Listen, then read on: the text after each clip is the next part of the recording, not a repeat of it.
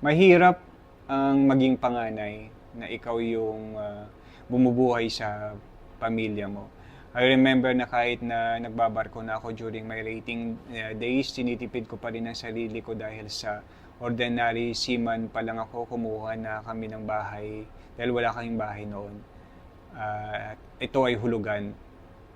At meron pa akong 2 kapatid na pinapaaral. So inabot ako ng 3 barko bago ako makapag-take ng board exam for OIC, na even on my review days, parang nasa college pa rin ako. Dahil nagtitipid ako ng pagkain namin at para maraos lang yung exam.